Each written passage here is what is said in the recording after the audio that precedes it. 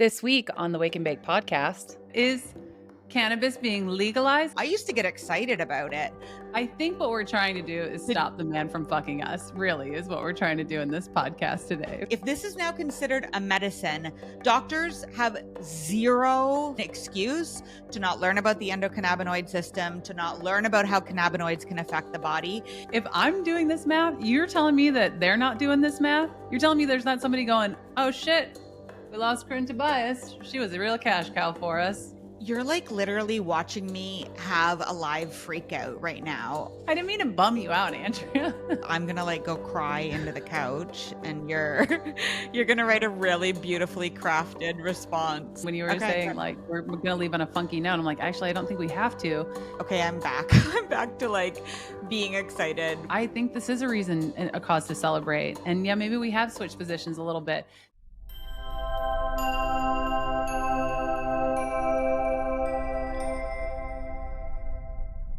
So let's get back to fucking the man. We're not going to fuck the man on this podcast today. I think what we're trying to do is stop the man from fucking us, really, is what we're trying to do in this podcast today. As I've been meditating and walking, I was like, don't rant, don't rant.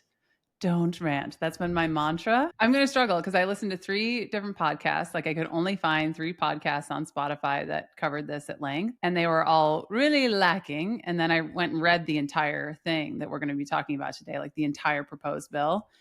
It is hefty. And then I was like, oh shit, what does this all really mean? There are parts of it that are scary. You know, there are parts of it that, like, when I think about the direction we're moving in, like my initial reaction of like, wait, I don't feel like this is good. It gets more supported the more that I read. So I'm excited to talk about this whole topic because it's important that we talk about it. And like you told me, you're like, this is our job. We need to do this. And I'm kind of like, I don't wanna, I'm going to get so mad. My blood pressure is going to go sky high. I'm gonna have to meditate for 4 hours to calm the fuck down after this. But it's absolutely necessary. And whether or not this enrages you or just gets you on your toes or, you know, like leads you to be able to leave a public comment that changes things, like at least we'll be able to leave this conversation with, you know, listeners knowing what's going on with rescheduling, what it is, and what they can do about it. Okay, then let's dive in. Yes, absolutely. I cannot wait to get into this. But first, I think we should introduce ourselves because there might be some new listeners who come to this conversation because they want to know if cannabis is going to be legalized in the US anytime soon. Maybe they want to know what's going on with this whole talk about rescheduling and the DEA and all of this. So we might be new to some people. So why don't you introduce yourself, Andrea? Sure. I'm Andrea Maharg. I am a cannabis educator for 6 years now. And I am up in Canada where, weirdly enough, this possible rescheduling also impacts us. I'm Corinne and I'm a United States citizen. So this really impacts us. I've been writing and talking about cannabis for 12 years. I've been a cannabis patient for over 14 years, and we'll talk about that a little bit later. And I'm really concerned about this topic. And so if you are new, welcome, but also know that there's all this beautiful stuff that we talk about when we talk about cannabis usually, and we're usually very happy when we get together and talk about cannabis. And this might not be that episode. So if you're brand new to cannabis, maybe start with episode 2, learn why cannabis works, and then come back. I don't want this conversation to scare anyone off because this is like this isn't our most fun conversation. That's for sure. Yeah, this is like a hefty topic and we're probably not gonna again land on the answer. And we might actually leave this conversation feeling like not great about things. So like we're letting you know that off the top. And this is still so important. You still have to stick around. We still need to talk about why the potential rescheduling of cannabis is going to be impactful for so many people in so many different groups. And that is what we're talking about today is, will cannabis be rescheduled? And when I heard this news, like I think it was 6 weeks ago or so that we heard it. And I've heard this like 1 million times as a Canadian who's waiting for you guys to catch up that like, oh, the laws are changing on cannabis in the States. And I used to get excited about it. But over the years, it just feels like, you know, this is all talk. And this is the first time that things look like they're going to be changing down there with any kind of like actual momentum. Can we talk first about like what scheduling is? Yeah, let's talk about it. I do want to put the caveat there that we have done this so many times and it almost always correlates with an election cycle. As I was looking through this, it was like 2016 this happened, and so we are at one of those. It does appear that this is going to go through. So let's talk about what rescheduling is. Would you like to talk about some of the history of how cannabis got scheduled with the DEA and what it means? Yeah, this is like part of my big rant about this just in general is that cannabis was a legal plant medicine that people had access to for thousands of years. And about 100 years ago in the States and worldwide, government started putting restrictions on it and taking it out of the public hands and out of our medicine cupboards and like turning it into a dangerous drug. And cannabis has been out of the hands of Americans basically since the 30s. So annoying that the same people who have like taken it out of public hands, ostensibly because it doesn't have any medical use, it's highly addictive, it's highly unsafe, are now saying, oh, by the way, we think we're going to move this down a couple of categories in with drugs that do have medical uses under doctor supervision. And that's just so annoying to me that we're just listening to these dudes up here who actually probably don't have any idea what they're talking about. Well, they have an idea what they're talking about. It's been orchestrated since the beginning to get this very dangerous drug, out of the hands of the people for a really long time for a whole bunch of nefarious reasons, which we can talk about in a different podcast. But when it comes to scheduling, cannabis, since you and I have been alive, has been a Schedule 1 drug classification where there's absolutely no medical use and a high probability for abuse, right? So it's highly addictive and it's not good for anyone. The proposed change is moving that to a Schedule 3, like you said, which is a pharmaceutical controlled substances category, which includes things like codeine, ketamine, anabolic steroids. Those are the ones that are really well known. And these are all doctor supervised, doctor prescribed drugs. So we're moving this plant medicine that obviously should have never been a Schedule 1 drug into Schedule 3. And I think what's interesting about this is that when I first heard it, and I know when so many of you first heard it, you were like, wait, why are we moving it to Schedule 3? Why can't we just decriminalize it, legalize it, deschedule cannabis, right? That was the first thing I said. I was like, well, if it's not descheduled, I don't want to talk about it. I don't care. And what was interesting in unwinding this is realizing that, again, those same people who pushed cannabis to be included as a very dangerous drug here, they also pushed to be included in these treaty organizations, the UN, their convention on narcotics 60 years ago to include cannabis. And the reason that we can't deschedule, the reason we can't legalize federally, in theory, is because we're trying to abide by that treaty. I'm pretty sure you guys in Canada are also on that treaty, though. So I'm a little bit like, is this just kind of a red herring or whatever? Like, we can't because of the treaties. We would love to, but we can't because of the treaties. But the UN's not coming for Canada. You don't see blue helmets invading you guys because you guys have legalized cannabis. So is that bogus? I think like that is something that's at play when they're thinking about like, hey, just descheduling because the US pushed for this legislation to go out worldwide, like for them to all of a sudden back right off and say, hey, something that we said was as dangerous as heroin, now we're cool with. So I think there is some of that, but I think that the reason that this is going from Schedule 1 to Schedule 3 is actually much darker and deeper than that. And you guys aren't really giving a shit what the rest of the world thinks about cannabis. I think that this has to do with big business. We're going to get into that, whether or not this is a move by big business, by big pharma, by corporate cannabis, who benefits by this. Before we get any further into the weeds here, if you are also so frustrated about the lack of education, please check out our Certified Cannabis Educator program at cannabiscoachinginstitute.com. The Certified Cannabis Educator program is now internationally accredited by the International Practitioners of Holistic Medicine. And it is a 6-month program, but you can get it done in as little as 3 months. You will have that extra support so that you can be in community as you start getting out into the world and telling people how incredible this plant can be. We'll show you how to write books and blogs, how to create podcasts and videos for YouTube, how to host workshops and retreats, and more. So if you know that you're feeling the call to work with this plant and make sure that people know how incredible it is, go to cannabiscoachinginstitute.com and we will see you there. All right, now let's get back into the weeds. Let's talk about what rescheduling would mean, because I think it's important for us, especially after reading the entire proposed bill, to share what we've learned that's actually in the bill, because there's so many people that were talking about this for like a week and then people stopped talking about it. And when I looked back on the things that people were saying about it, it was quite misleading. Like, oh, now it's going to be legalized everywhere, or oh, they're going to shut down all of the state-run programs. And people were extrapolating all of this stuff from not reading the bill. I think like they would read the AP article and draw their conclusions from there. So I want to talk about what it actually means. So Andrea, from what you've learned about this bill so far, what would it do? What would it change? It would mean a bunch of different things would change. We don't have answers to all the questions, but here are some like main highlights. It would be accepted as a medicine with potential medical benefits, as opposed to this like scary drug that it's been classified as for so long. Importantly, for cannabis patients around the world, it would open up research in the United States about cannabis. And that is so important because although loads and loads of research has been done in the States on cannabis, most of the focus was what is wrong with this plant? How will it hurt us? How will it kill us?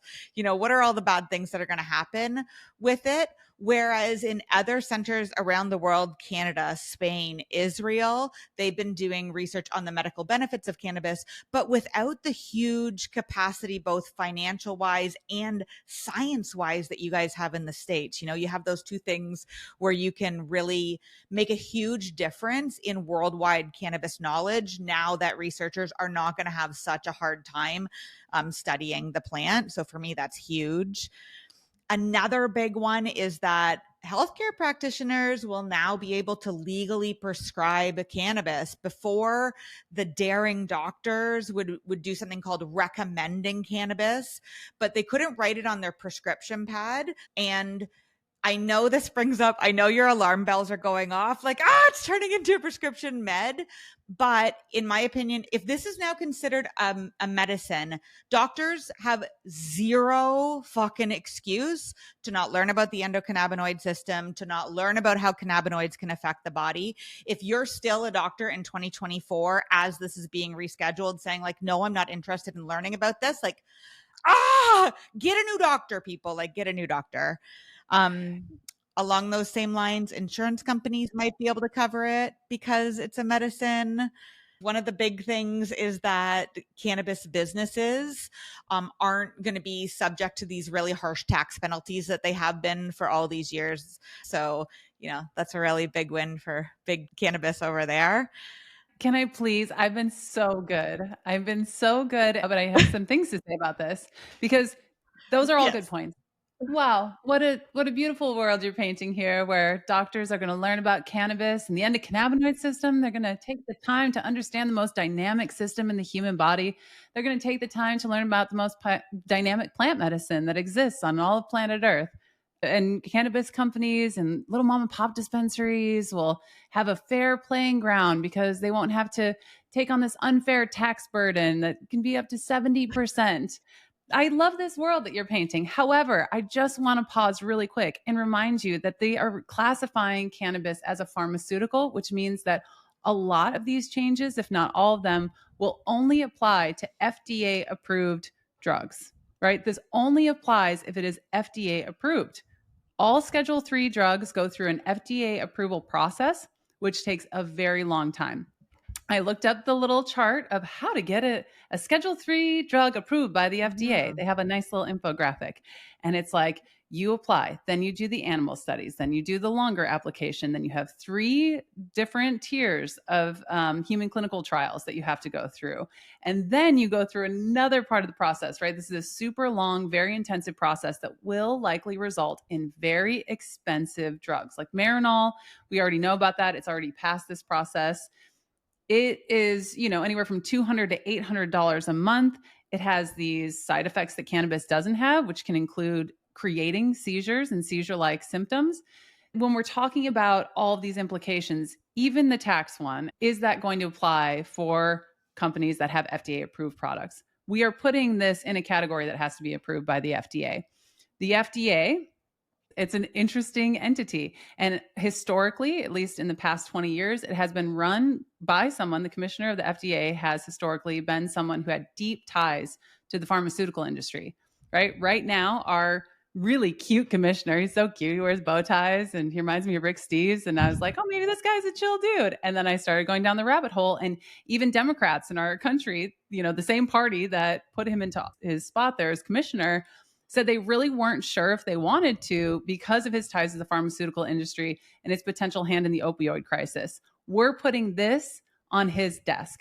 And granted, we might have a changing of the guard and all those things, but the last chairman of the FDA ties to Pfizer. And the FDA is over 50% funded by the pharmaceutical industry in the form of user fees. So these fees that they charge when they're applying for these types of drugs and going through this process of getting their drugs approved, they pay into the FDA, and over half of the FDA's budget is now coming from big pharma.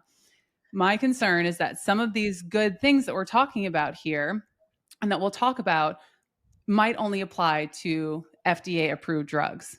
I just wanted listeners to know that, because as we continue to go through this and some of the concerns that you've had that you've sent into us as listeners, and some of the concerns that we have and things that we want to add into the public comment, that's one thing. That's like one lens that I want us to be able to look through is this going to have to be FDA approved from now on, every cannabis product?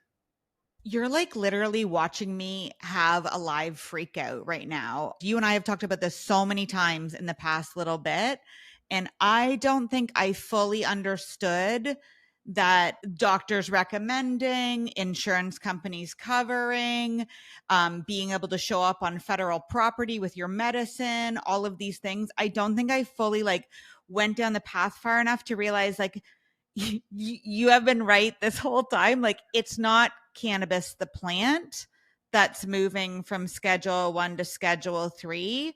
The stuff that's going to be in Schedule 3 is going to be isolated molecules, pharmaceutical creations.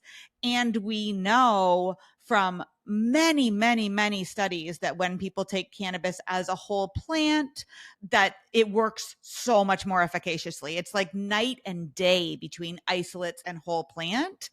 These aren't the same things anymore, right? Oh God, I'm actually freaking out, CT. Okay, well, let's talk about it, because Wow. I agree. I've been freaking out for weeks, and I'm now more chill, right? I've been doing my I'm not going to rant mantra, but I do want to make sure that we think about it through that lens, because we are talking about different things, and in the bill itself, it says that we're talking about different things, that we're not talking about flower that you smoke. That has been fascinating to me, that it's much more likely going to be concentrates and plant-derived medicines. So you're not going to get a doctor who's like, hey, you should smoke some Alaskan Thunderfuck. And that's fine. I think that's fine. And I don't think it would be ideal to have doctors out there being like, hey, here's a vape pen and here's, smoke this flower. And, like the same things that we have with bud tenders. I think there is a path forward where we're evolving and where these two things are coming together, but this doesn't seem like that path forward for me. So again, I just wanted you to keep that in mind, that when we're talking about this, it does require FDA approval. And well, theoretically, everything is theoretical. I think that's just necessary that we have that foundation of understanding that they're classifying cannabis as a pharmaceutical. The thing that has been exciting me so much is the possibility of US researchers getting their hands on this plant. But if they're getting their hands on this plant so that they can isolate a new cannabinoid and turn it into a pharmaceutical medicine, we're not actually going to be learning more about what the plant does in our bodies. Hang on a second, because if you think of the research that we have already, we've been able to say go to Cannabis, and there were companies that wanted to create products that were funding this research, and that's available to us. And we wouldn't know about things like CBG and CBD largely otherwise. You're right. A lot of what we know about CBD, for example, is because of Epidiolex. I'm just grappling with the fact of moving full force down a pharma lane of cannabis rather than still including the whole plant, how most people would prefer to consume it. You know this about me, the listeners don't, but I'm very Pollyanna, right? I'm always like, let's put a nice spin on things and la-di-da. I will still come out of this conversation and try to have a silver lining because that's who I am as a person. But I am much, much more cynical now after just hearing you talk about this. It makes me so angry. And I'll link this below, the process for FDA approving a Schedule 3 drug, so you can see what that looks like from the FDA. Is each ratio going to go through that entire process, each tincture formulation? That's going to make things so much more expensive. And when I think about what a nightmare that is to lose some incredible products, when I think about Dr. Bonnie Goldstein and the products that she recommends and those things going away for kids with epilepsy and childhood cancer and autism and, like the lack of availability and we'll have to wait and see if there's a product that's going to be available to help these kids without unnecessary side effects, that is concerning to me for sure. But look, this whole structure, when we think about it and the way they're doing things, makes sense because the FDA and pharma, they're going to lose if the legalization process that's currently gripping our nation and going state by state and that's creating these new industries and creating medicine that ostensibly helps people, right? You can look at the literature and you look at what people say about how cannabis is helping them.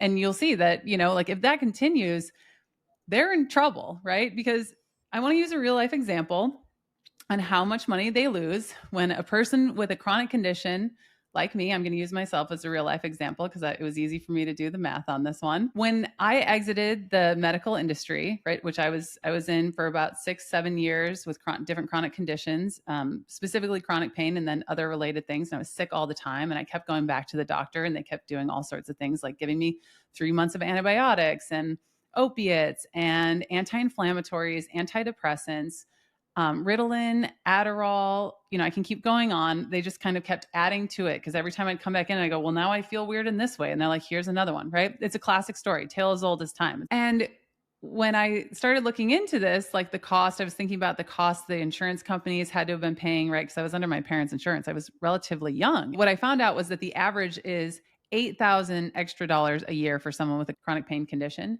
So $8,000 a year. And when I switched to plants, fungi, lifestyle, spirituality, self-care, right?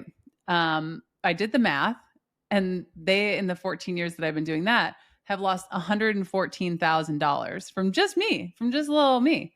And then I did the math on how much it costs me to use cannabis the way that I use it, which is now with FICO. Shout out to Skagit Organics and their amazing FICO, which is about $60 a month. In that same 15 years, I would spend $8,000. That's a huge difference in cost. Yeah. And they are losing, when cannabis is legalized medically or otherwise in places, we know that opiates go down. We know that alcohol loses. We know that everything else loses when cannabis enters the scene. And that's without people even really knowing how to use it well, right? Like it took me years to figure out how to use it well and to do it in a way where it continually makes me feel better. Like I feel better year over year when I look back. And pharmaceuticals, I haven't heard of a story, but I don't believe that pharmaceuticals do that. They don't make you feel better and better and better over time. And so, yeah, that's a big loss. I see why they would structure it in this particular way. Yeah. And when you're talking about all these alcohol, drug use going down in states when they legalize, that's because people are smoking the plant, they're eating the plant, they're putting the plant on their body. It's not because they're popping a CBN isolate pill at night. They're using the whole plant. Most of the time. I mean, sometimes the people who are doing it and doing it well, but like, think about it. Again, if I'm doing this math, you're telling me that they're not doing this math. You're telling me there's not somebody going, oh shit, we lost Corinne Tobias. She was a real cash cow for us. Fuck, what is she using instead?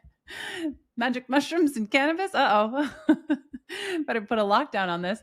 I don't mean to be so flippant about it, but in so many ways, I'm like, I don't want it to come across like this is a conspiracy against patients. But when I think about what this means for patients and access and actual real information and education, this doesn't do what I think so many people think it's going to do. And we'll talk about later about people being like, well, it'll make the stigma better. Like, I disagree with that. I think it's just, we're going along this line where we're separating whole plant medicine and pharmaceuticals. And doctors are going to learn about that pharmaceutical from a pharmaceutical rep. You think most doctors are going to go deeper than that? No, the awesome doctors who are already awesome and curious, they've had access to this information. They've learned about it. They've like incorporated it. Yes, there will be more of those, but there were going to be more of those anyway. Do you know what I mean? Like, to me, it's so frustrating that this became the focus of this administration instead of the UN treaty. Because if we would have changed that, then we could, really make effective change here that doesn't make cannabis a pharmaceutical. I think for me, it comes back to like where we were at the top, that over the years, we've heard many times, like something's going to happen with the US government and cannabis. And this just in my 6 years, but one of my passions in the cannabis space is learning about the history of this plant. And if you look at cannabis activists over the years, we have had many times where we're like, woohoo, we're winning. And then it turns out that we're not. And this for me for a long time felt like, woohoo, we're winning. We're getting closer. The stigma is going to be reduced, etc. And it now really feels like we're talking again about two totally different things. Yeah, we are. We are absolutely talking about two totally different things. I didn't mean to bum you out, Andrea. I really didn't. Let me put my Pollyanna hat back on then. Okay. So when we originally decided that we were going to do this podcast, I reached out to the Cannabis Coaching Institute list and I said, hey, Corinne and I are going to talk about this. I'm on the fence. She is not. What do you think about it? And so we had lots of people writing in, giving positives and negatives, the passion in our listeners and our readers. Like, thank you so much. And if you're not already on that list, head to cannabiscoachinginstitute.com and get yourself signed up so you can be part of the conversation. And for me, this was always like, this is a step in the right direction. And even as we have this conversation here, I'm still going to stick to a little bit of a Pollyanna view. Let's say that your like worst nightmare dystopian future comes true and we are going down this road where we're pulling cannabis back out of the hands of people and putting it only in pharmacies, and its use and access is significantly limited. At the same time, the rest of the world is watching the powerhouse United States, who originally instigated worldwide prohibition-ish, back down on their stance against it. And does that allow this wave of global legalization to move more quickly? I think it still does. I think that this can mean great things for cannabis worldwide. And I think that if we get enough people out there talking about this, learning about this, reading about this, screaming about it from the top of the rooftops, maybe in another election cycle or 2 or 3 or 10, maybe something else happens, because the rest of the world isn't going to treat cannabis the same way that big pharma is trying to treat it in the States. And maybe even that statement is Pollyanna of me. No, I don't think that's it. Let's talk about not my worst nightmare coming true. It's not just my worst nightmare. It's just a nightmare. It's a potential nightmare. But like, what if both are true, right? What if they go, okay, we're not going to really mess with what the states are doing, but we're going to create this framework for cannabis to be prescribed, and these FDA approved drugs to take off. And we're going to do that. Well, really, that is creating more access to cannabinoids and to cannabinoid based therapy. If you think about it that way, I know from now 12 years of experience of making medicine, of learning about it, sharing it with others, that there are a subset of people who, no matter what I say or what we do, are not going to listen to me when it comes to cannabis and using cannabis as medicine. I know that. But would they listen to their doctor? Would they take an FDA tested single molecule thing that makes them feel better? Yeah, of course they would. And so that could create a way for people to supplement their endocannabinoid system using these things without having to go into alternative medicine. I know you don't have to make that face. There are some people who want to choose that, who believe in the way that Western medicine approaches things for conditions, right? And that really have a hard time thinking that this plant that's been villainized and stigmatized for so long could benefit them in a way. And they're definitely not going to listen to me like barefoot making stuff in my kitchen, like, hey, everybody, like, let's take more CBD. Like they're just people who only listen to their doctors when it comes to this kind of stuff. And I think honoring both paths would be amazing. Again, my fear is that one path will begin to override and strong arm the other path. But what if instead of a nightmare, there is a Pollyanna, like, hey, everyone has different options to access this plant in the way that they want to. And when you're talking about the FDA, at least it is regulated. And you're not going to get something with heavy metals and all of these things that we contend with in the cannabis industry that are actual problems. And so when you were like, we're going to end at a place where you kind of feel icky about it, I'm like, well, let's manifest something else. Like, let's talk about different ways to navigate this issue. Like, when we first started doing this, the thing that popped into my head was like, well, if we're going to reclassify things, let's reclassify sugar. Like, remember when I started going on this thing and I was like, if we're in our reclassification era, like liquid sugar kills just as many people as cocaine in the United States every year, right? There's data. You guys go look it up. Maybe I'll put a link below if I remember to do it. It has no medical use. It's intoxicating. It's incredibly addictive. So if this is about consumer protection and if this is about public health, like, let's go. Let's reclassify sugar. That should be a Schedule 1. And it was a little tongue in cheek, but the more I kind of think about this issue, I am thinking about like what kinds of conversations this might trigger if it passes, if it actually goes through, what people will talk about. How are we going to start looking at these compounds differently? How are we going to look at addiction differently? Like maybe it does open up a conversation that goes a little bit deeper than this. And maybe it's forced us all to really take a good hard look at where this is all going and where it is. Because we've been kind of complacent here in the US and just letting shit like Delta 8 fly for so long. It's like maybe this is now time to start looking at things a little more critically and to be making some decisions about how we're going to protect consumers and patients. And you made a really good point about people are going to have access to cannabinoids if it's through their doctor, if it's through a pharmaceutical, and those will help with many conditions. Like maybe people are going to be able to feel better with the power of the plant removed, like a step away or something. My hope is that like people start taking it and then they become open to like, oh, this works for me, and now I've heard that this other thing that I can grow in my backyard works and I'm not so scared of it anymore.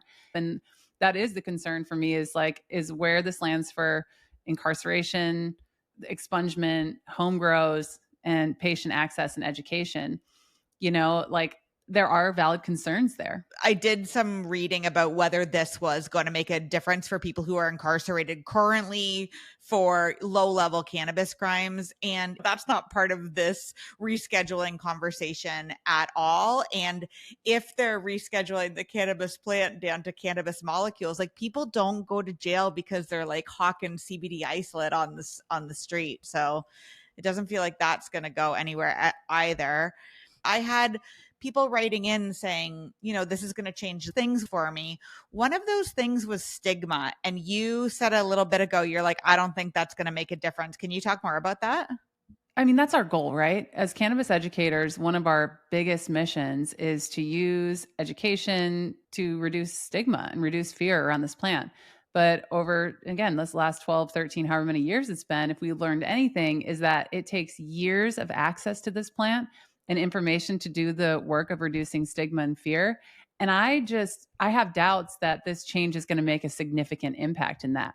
Like we just said, maybe if there's access and people are being prescribed it by their doctors in certain ways, yeah, probably. But will people still think a stoner's a stoner, and that like Harold and Kumar and Cheech and Chong and all of those things are still a part of especially smoking cannabis?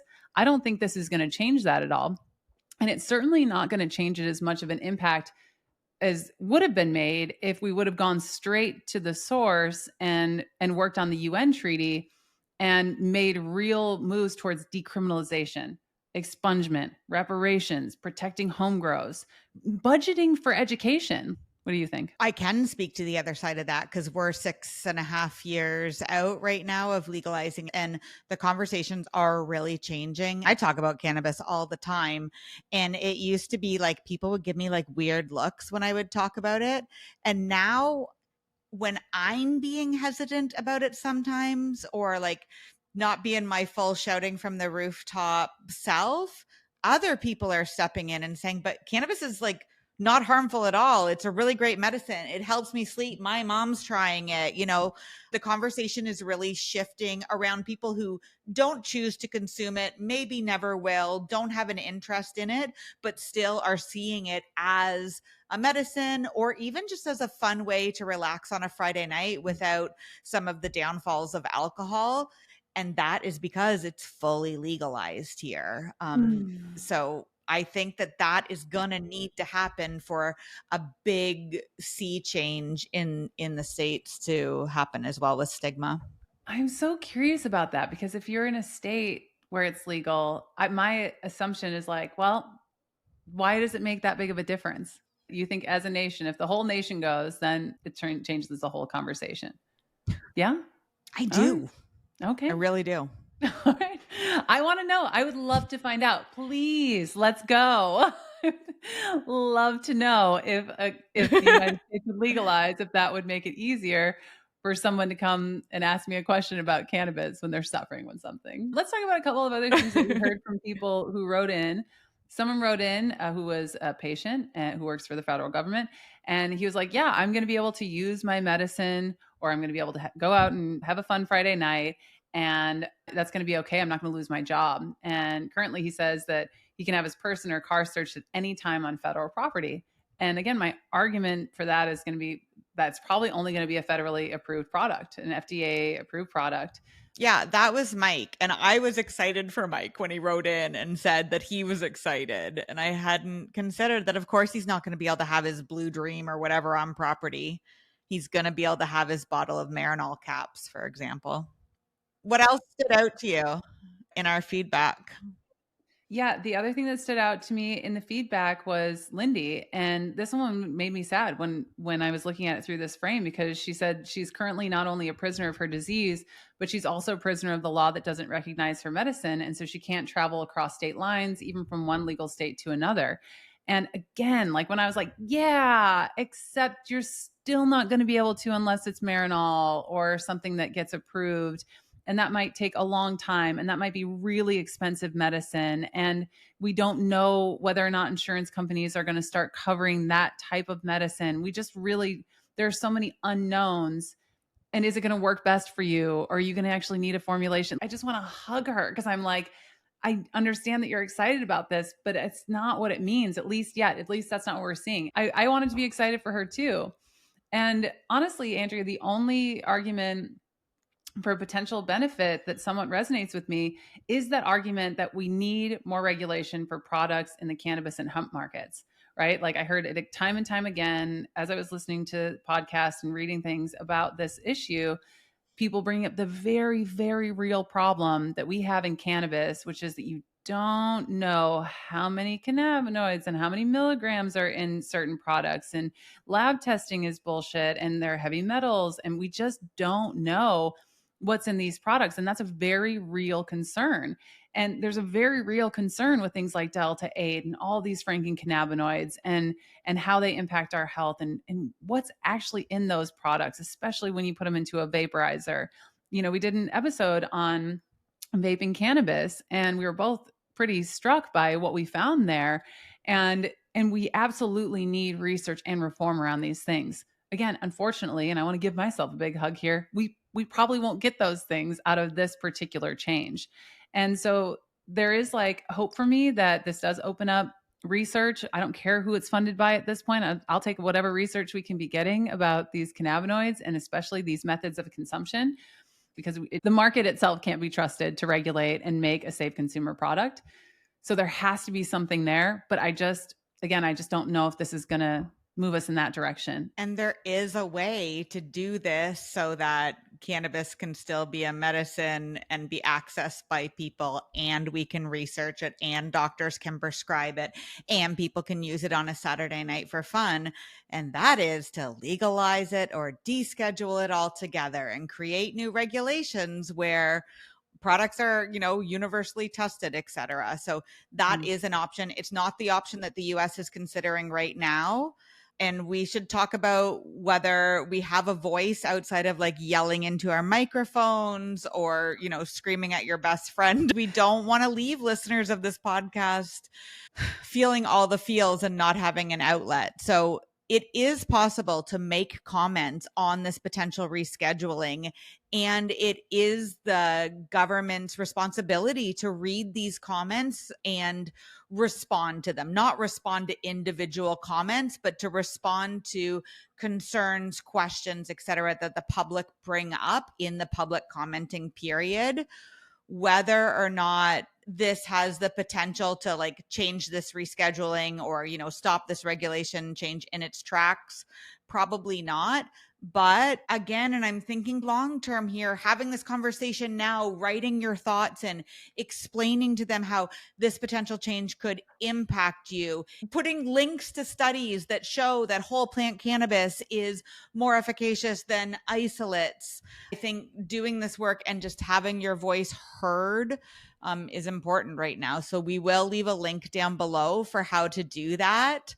How much of an impact that's going to make, we're not really sure. I have a lot to say about this, actually. When you were saying like, we're going to leave on a funky note, I'm like, actually, I don't think we have to, because I think it's more than it's a good exercise for you to do it. And let's just see how it works. One of the things that we need to note here, and this was from the policy change stuff directly from the government, is that yes, they are obligated to review the comments. I do want you to remember that these are public comments. And so if you need to use a pseudonym or be anonymous, there are options for that as well. But the DA is not obligated to change the public policies the way that they're wanting to roll them out due to, quote, mass sentiment. So yelling into the comment box, hoping that enough people are saying the same thing, isn't the tactic here. They are apparently, allegedly, looking for thoughtful alternatives and input. So sending your best proposal, your most well-researched, eloquent proposal for what you would like to see as a concerned citizen, as a patient, as a professional, and keeping in mind that descheduling is likely off the table just because of what we talked about before. I really think that there's something powerful in you putting that together. If you're going to publicly comment, you might as well publicly share your statement with the people you love, whether or not they're blowing smoke. The process of us coming up with alternatives and sharing them publicly and with each other, I think that that is a conversation we need to have. If you're going to publicly comment, including things like release and expungement and reparations, protecting home grows, making sure that people can grow their own medicine, and affordability, right? Making sure that it's covered by insurance or made affordable. I think that those are some really important issues that we could all touch on. Again, will it change the policy the way that it's written out now? No, but will it make us more eloquent when we continue to speak about this as things continue to move forward and change? Yeah, I think it will. So I'm hopeful. Okay, so we did switch positions. I'm gonna like go cry into the couch, and you're you're gonna write a really beautifully crafted response. I don't think we should cry. I think we should celebrate the fact we get to have this conversation. Remember that you and I are standing on the backs of all of the people who couldn't have this conversation publicly. And if they did, they could go to jail for holding a joint, right? Like we have this like incredible privilege to be having this conversation. And that's because of the work that people did and because of the conversations that people had for years that this bullshit has been going on. And so I think this is a reason, a cause to celebrate. And yeah, maybe we have switched positions a little bit because I'm not celebrating this move to Schedule 3, but I am celebrating the fact that we can comment and that we do have access and we can continue to fight for this plant and the people it helps most. Like if people wouldn't have done that before, we wouldn't know what we know now about how incredible this plant is, which like that has taken us years to uncover for ourselves. It's going to take years for the public to catch up. And it's already happening faster than I ever imagined it would. I'm only 38. Like, I really didn't think that this plant would be legal until I died. Okay, I'm back. I'm back to like being excited with the power that we have as educators, as people who are really passionate about this plant. We haven't even mentioned the Cannabis Coaching Institute yet, but this is what we do over there is train people so that they're super well educated and they know how to speak with the public about this. So if you're listening to this and you're like, yes, like let's talk more about cannabis, you are probably already one of us, and you should check out cannabiscoachinginstitute.com because this conversation needs to continue to happen. I know you were really bummed out, but I also want to say to dear listeners, it's usually not a bummer. It's usually pretty magical, the stuff that you get to share with people. And so this isn't a good introduction to what becoming a certified cannabis educator is all about. You can write blogs, you can post recipes, you can have fun with it. You can also tackle some serious subjects and be able to go toe to toe with other people who have different views with you and respectfully explore those views, and I think that that's that's also pretty fun, honestly. All right, everybody, thank you so much for listening. We really appreciate you so much. Please let us know what you think, what came up for you during this podcast. Send us any thoughts or comments you have either below, wherever you're listening to it or watching it, or email us at support@wakeandbake.co. We love hearing from you, and we are so grateful that we got to be here with you today. See you next time.